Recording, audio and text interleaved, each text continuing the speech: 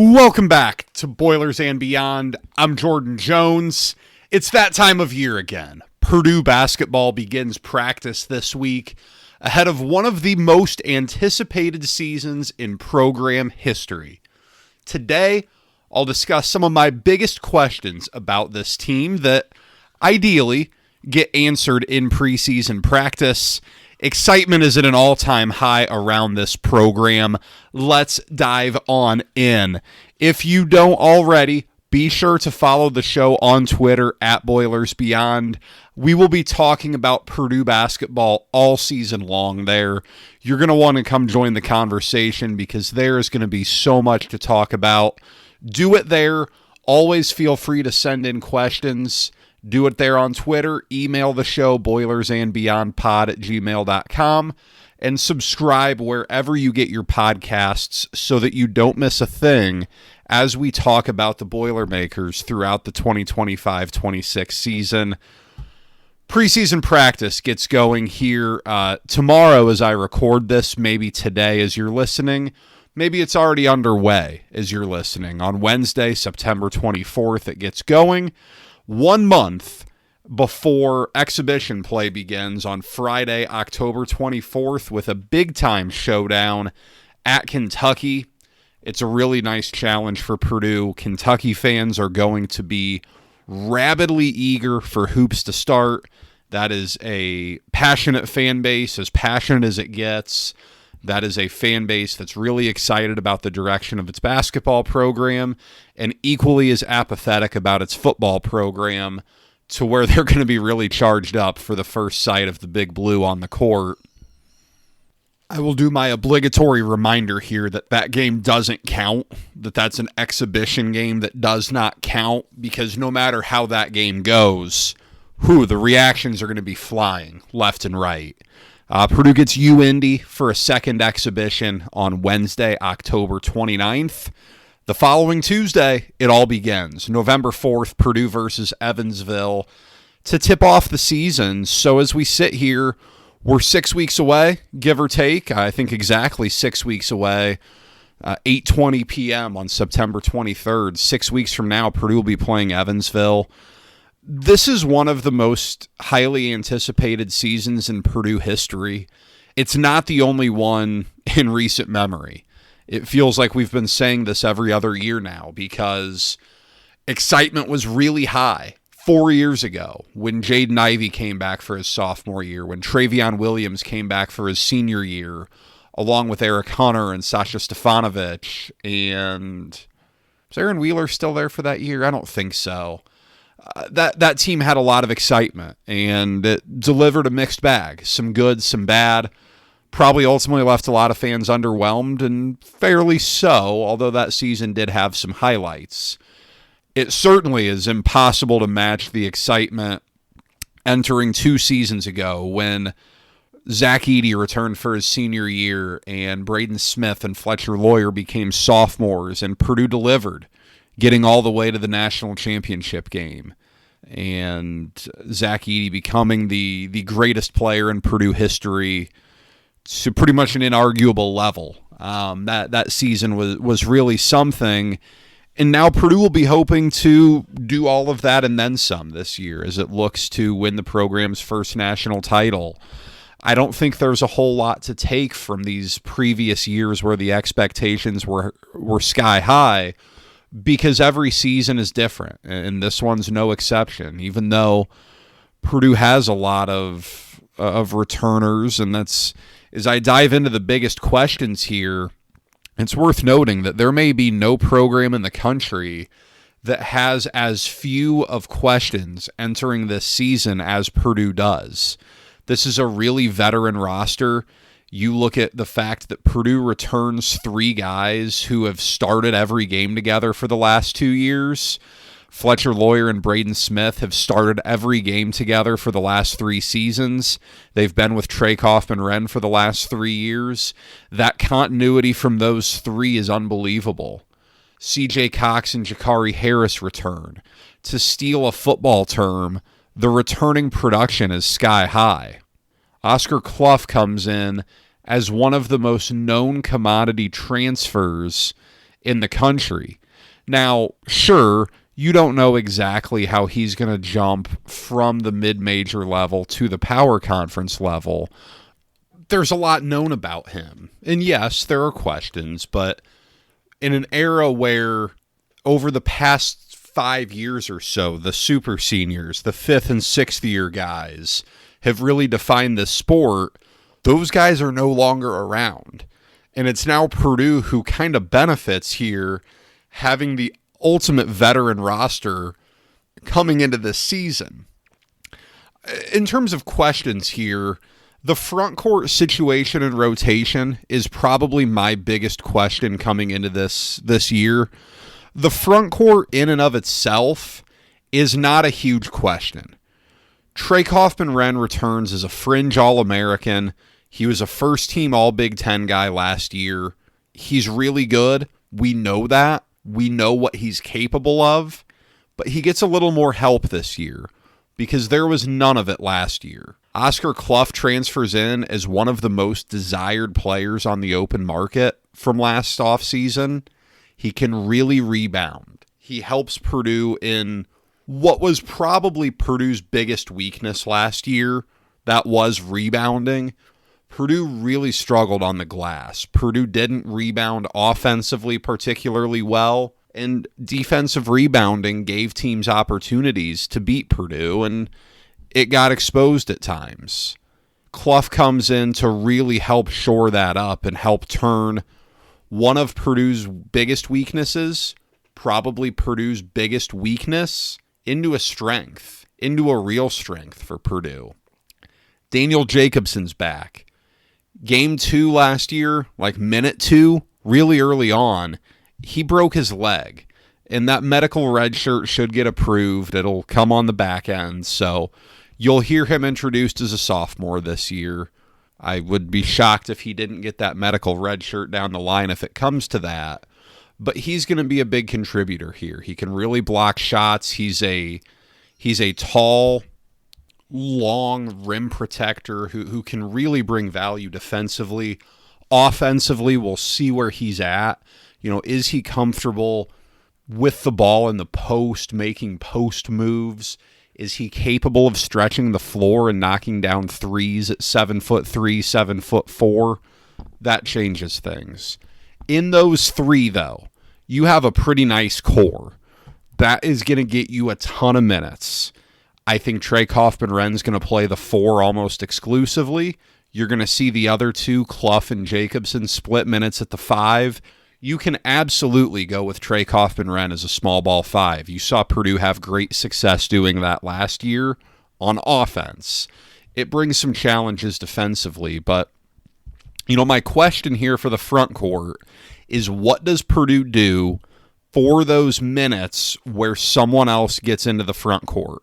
Because I don't know that Oscar Clough and Daniel Jacobson can play together. If they can, this might become a moot point. You might be able to just have 3 guys fill those minutes. I don't know that that's going to be able to happen. So does Purdue utilize Jack Benter in this role? All accounts early on are really high about Jack Benter.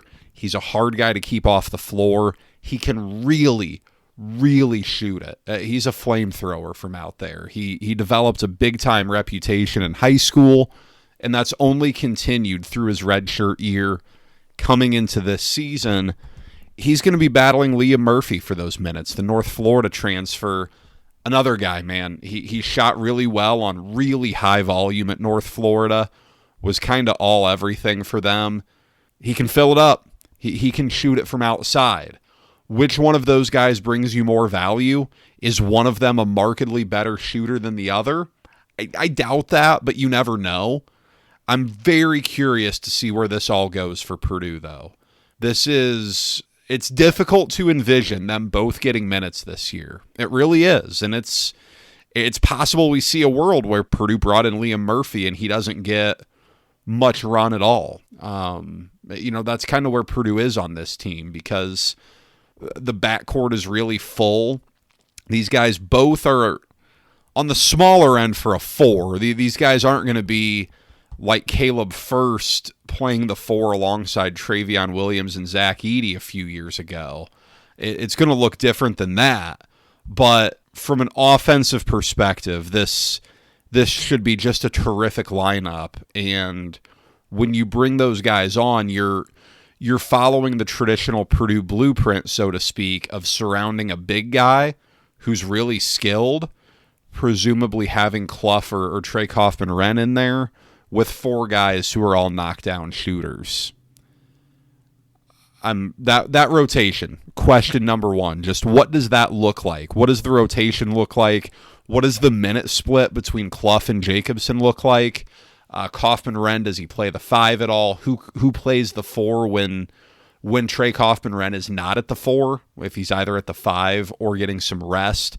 It's a big deal for Purdue to not force Trey Kaufman-Renn to play as much as he had to last year. That was not ideal because Trey Kaufman-Renn's foul situation determined so much for Purdue.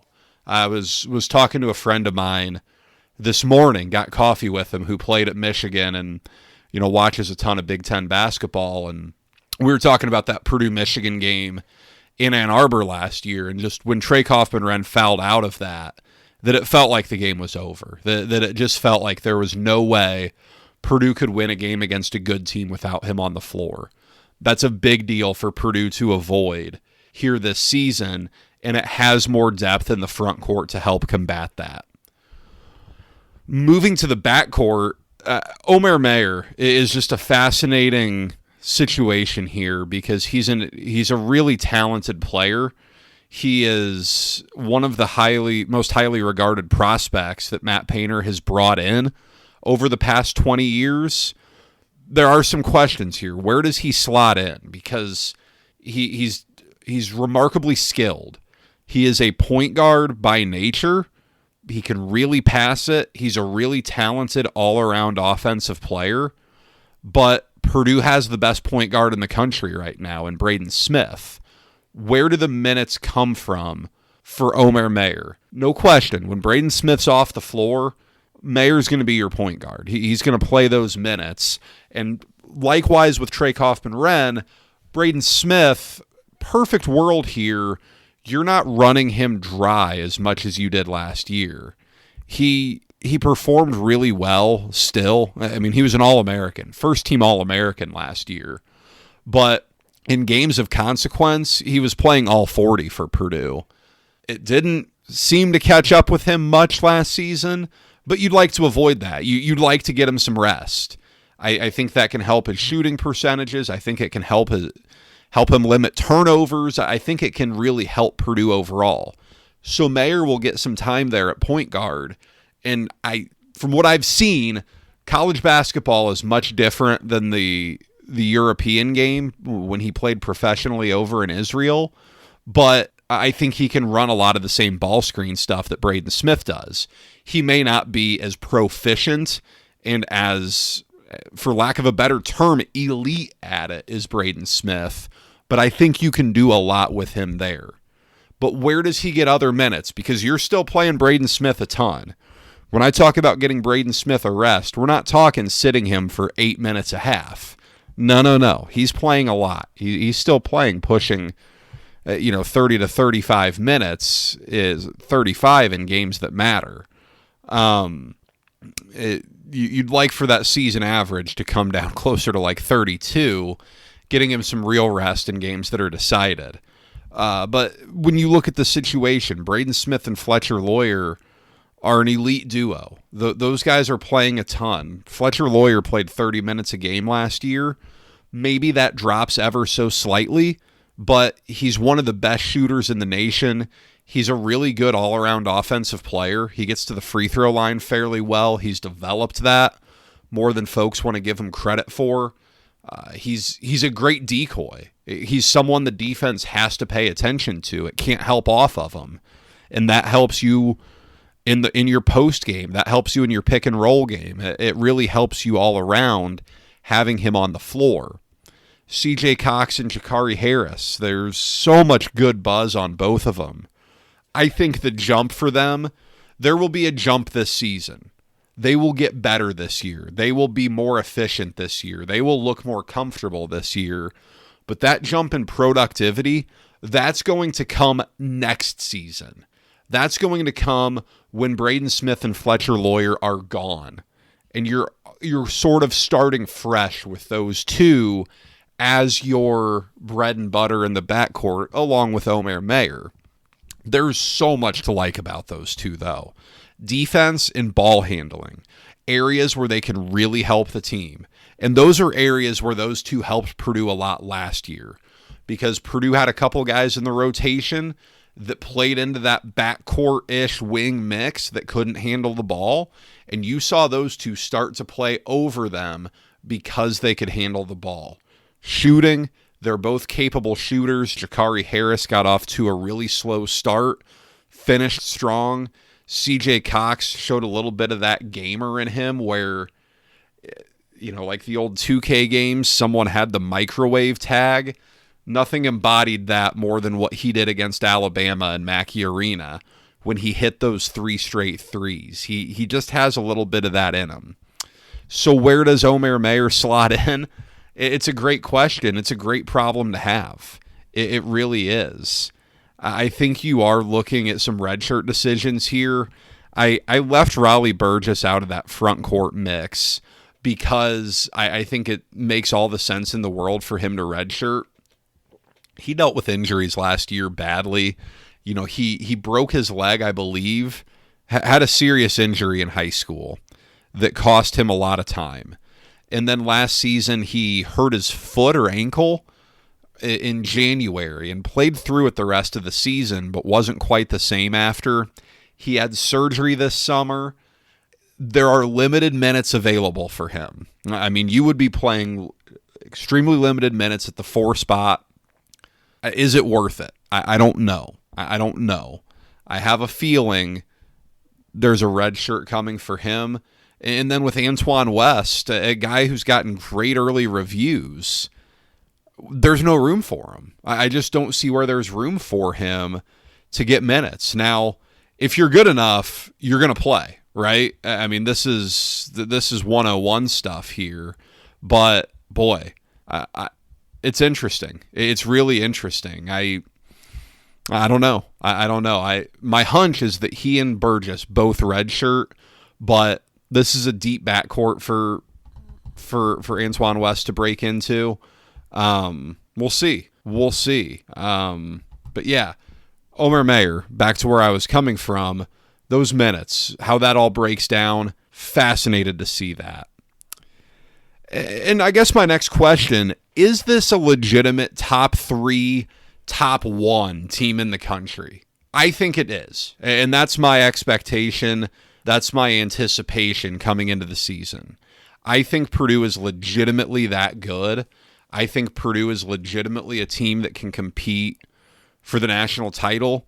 I think Purdue is probably rightfully the national title favorite entering the season. The lack of COVID year guys makes a huge difference. The transfer portal has changed some things a little bit. You have more teams with question marks. Now, that changes the way you view things in the preseason. It doesn't mean that teams can't form into a real power once we start getting the ball on the court. But, man, you don't have those teams that have the experience that Purdue has now. I haven't looked at every roster across the country, but is there a team with more experience than Purdue? With more good, proven, high-level experience? There are some new pieces, but I think it's clear as day that Purdue is, on paper, a contender coming into this season at the highest level. The biggest question, less experience nationwide, newer rosters nationwide, and then the additions Purdue made to its roster. Is that combination enough to vault Purdue to the top? Because Purdue did have its limitations and flaws last season. There was a stretch there, I think it was early February, was it? When Purdue was really struggling. Maybe that was mid-February. I remember that game against UCLA on a Friday night when Purdue had lost 4 in a row coming into that, and Purdue was not playing well. There are still a lot of those pieces that were part of that stretch there. Now, Purdue played good teams. Purdue had its flaws last year that have been addressed. I think Purdue is as good as it looks on paper, but that's a question that Purdue's going to have to prove once we get into this season, that yes, it is that good, that it is a national title contender. CBS Sports did their little Candid Coaches series. I saw that get posted today by Matt Norlander, and more coaches took Purdue than anyone else in the country as the favorite to win the national title. That tells you what a lot of folks are thinking. It's a question Purdue's going to have to answer. September means lots of things. The return of football season and previewing basketball season has us all excited. Pumpkin-scented candles fill my house, and the holidays are coming ever so slightly out in the future. Leaves are falling, the weather's turning, and it's Life Insurance Awareness Month. As an agent with Indiana Farm Bureau Insurance, my biggest passion is ensuring that my clients have the proper amounts and types of life insurance. Give me a call at 317-846-5861 or email me, jordan.jones@infarmbureau.com, and let's make sure you are protected before we get into that holiday season. I wanted to answer some of your questions because this is a really, really interesting time to look at Purdue entering preseason practice here. Managing expectations, I think this came from Wesley. The 23-24 squad handled their business in a workmanlike fashion. How does this team, likely with even higher expectations, handle that? Yeah, it's a big question. It's a big question. In terms of the expectations, they're around the same, right? I think the 23-24 team had the expectation by the fans to get to the Final Four because that's a place Purdue hadn't been in 44 years. Now that Purdue has been there, I'm hearing a lot more national title than I am Final Four, which is understandable. It's the next step. It's the next progression. I think it's a similarly competitive group. After all, 3 of the starters remain the same. And that's a really competitive group in Braden Smith, Fletcher Lawyer, and Trey Kaufman-Renn. Anyone who's watched Braden Smith for 5 minutes sees the type of competitor he is. And while Fletcher Lawyer and Trey Kaufman-Renn are a little more reserved, those guys have it. Those guys have that killer in them. They have the competitive fire in them. That team 2 years ago had that drive. It obviously had gone through the Fairleigh Dickinson loss. It had all of the weight of the world on it, and it handled it as well as it possibly could have. It rolled through a non-conference schedule early. It had a couple losses, but it handled it really well. You never really know how players will handle this stuff because there's going to be a ton of pressure in a way there wasn't on Purdue last season. Now, expectations did skyrocket a little bit when Purdue beat Alabama, and then Purdue went out and won that MTE, and Purdue was in the top 10 for a while. I think early January, Purdue was still a top 10 team, but then I don't want to say it fell apart, but Purdue fell off of that level. But this year, any loss is going to be... It's going to be loud on social media. I don't have to tell you guys. I think a lot of you know that. It's going to be a hostile situation. It's a really, really hungry fan base to win a national title, and anything that's perceived as a reason that they'll come up short will be latched onto. And, you can hear all of the, we tone it out. We don't listen to the outside noise. Yeah, they do. It's impossible to ignore. They're on campus. They have social media. There is no ignoring that stuff in today's society. There just isn't. It's not possible. So it's important. I think it's a great thing for Purdue that a lot of these players have gone through that. That Braden Smith and Fletcher Lawyer and Trey Kaufman-Renn have been through that type of season before. They're the only ones now. But they're going to be guys who can lead through that. The whole coaching staff, Matt Painter, Terry Johnson, Brandon Brantley, Sasha Stefanovic, PJ Thompson, those guys were all on staff 2 years ago. Paul Lusk, am I missing someone? They were all on staff 2 years ago for that. There's a lot of continuity from that knows how to manage that, how to overcome that. It's a challenging schedule early on. You don't know exactly how good any of these teams will be. It's hard to really project in this era, but yeah, I mean they're going to have it. They're going to have it right away because you know that whenever Purdue loses that first game, sleepers, field of 68, those YouTube shows that night, oh boy, you're going to be throwing a T-bone into the Lions cage, man. It's going to be, they're going to be all over it. They're going to be all over it. So yeah, it's a great question. I think Purdue's going to be able to handle it well, but you never truly know. And then I had a question, a really interesting one. How does Bruce Pearl's retirement impact Purdue this season and in future recruiting? And I'm going to kind of take this just to talk about that as well here. But in terms of how it impacts Purdue this season and future recruiting, we'll start with the obvious. Purdue plays Auburn on December 20th. That's the Indy Classic at Gainbridge Fieldhouse. It's been Gainbridge Fieldhouse for a while now. We are probably past due for a corporate sponsor change there. Maybe I'll go back to Conseco. Who knows? I kid. I don't think that's going to change a ton about Auburn. Auburn players have 30 days to enter the transfer portal, but at this point, it's late September. It's awfully late for guys to leave. I'd be shocked if there was any roster turnover there. It's going to be a good roster. It's a team that's in a lot of the preseason top 25 rankings. It loses Janai Broom. It loses a few other key guys, Baker Mazzara, from that national title team last year, but it's still a good team, a good game for Purdue.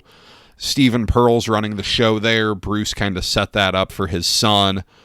Yeah, I don't think it has a huge impact, but it is an opponent of Purdue's this year. On the recruiting point, it's not like Purdue and Auburn are natural recruiting opponents. Purdue has turned to a more nationwide recruiting approach recently. I think some of that comes with the last few classes in Indiana not having a ton of depth to them. There have been some really high-level players. You look at Flory Badunga as a 5-star. You look at Braylon Mullins as a 5-star. Xavier Booker was a 5-star. You know how I feel about that. But, you know, Jalen Harrelson's a Lalamere kid, but he was from Indiana. There have been some really high-level players, you know, 5-star types, but there haven't been a ton of those guys 50 to 150 in the recruiting rankings come out of Indiana, and that's historically who Purdue has built its program around. And of course, you know, guys like Braden Smith that are under the radar, all of that. Hasn't been a huge few years for Indiana in-state recruiting. And of course, Purdue's brand is growing.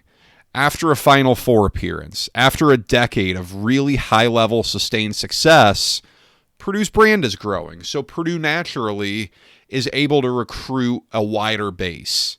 I know Sebastian Williams-Adams committed to Auburn, was a player that Purdue wanted here for this 26 class. But largely, I went back and I looked through guys who have gone to Auburn. I do remember Flory Badunga had interest in Auburn, and I know Purdue wanted him, even though it never really felt like that was going to happen. I don't know that this is a big deal on the recruiting front. Other than this, it signifies another one of the top college basketball coaches leaving the sport rather unexpectedly. And I'll say unexpectedly with air quotes because I know that there's been rumors about this. There have been rumors that he was going to get out of it, maybe go into politics, all sorts of rumors out there. But it's not like he was at the normal point of retirement. It's not like Bruce Pearl looked like he was winding down. I mean, wasn't Auburn just the number 1 overall seed? They played in the Final Four. That program's operating at a pretty high level. It didn't seem like he was ready to be done, but there he goes. and he joins Jay Wright and Tony Bennett as guys who left the game pretty abruptly, despite being on your short list of some of the better coaches in the sport over the last decade or two. It's not something we've seen a lot of in football, aside from Nick Saban, I guess, but it's not unique in basketball now. Guys leaving when they're, kind of at their prime at a really high level.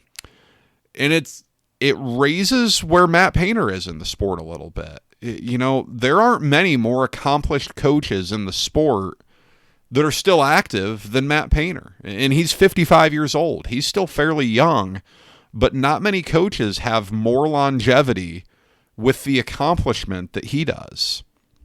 I looked today, and if Google AI failed me, I apologize, but 7 active coaches with a national title, I think. And it's been quite a while for John Calipari and for Rick Pitino. It's been a while for those guys. Painter's the 9th longest tenured coach at their current school in America. I think, this year 21 for him at Purdue? Sounds right. He's becoming one of the more influential and more known coaches in the sport, and really building up his name as one of those established guys, one of those, I don't want to say living legends because that's a little cheesy, even though he's certainly a future Hall of Famer. When you're making that list of best coaches in America, he's right there. And that's something that as Purdue continues to stack wins, and if Purdue can get to more Final Fours, and if Purdue can win a national title, I think that's when you look at the brand just growing and growing and growing from a recruiting standpoint. That's all I have today. Thank you guys for spending your time with me. We'll be here all throughout Purdue basketball season. Make sure to subscribe so that you don't miss an episode. Closer to tip-off, we'll have a deep preview of the team in our annual basketball preview episode. For now, it's back to Purdue football coverage. Send me your Purdue football questions or concerns for the next episode. Next week, we'll take a look at where Purdue is after a third of the schedule and look at how it stacks up with Illinois. Could be a game that Purdue's got a shot in. See what Illinois does against Southern Cal this weekend. Until then, guys, take care. It is an awesome weekend of college football. Enjoy it. We'll talk next week.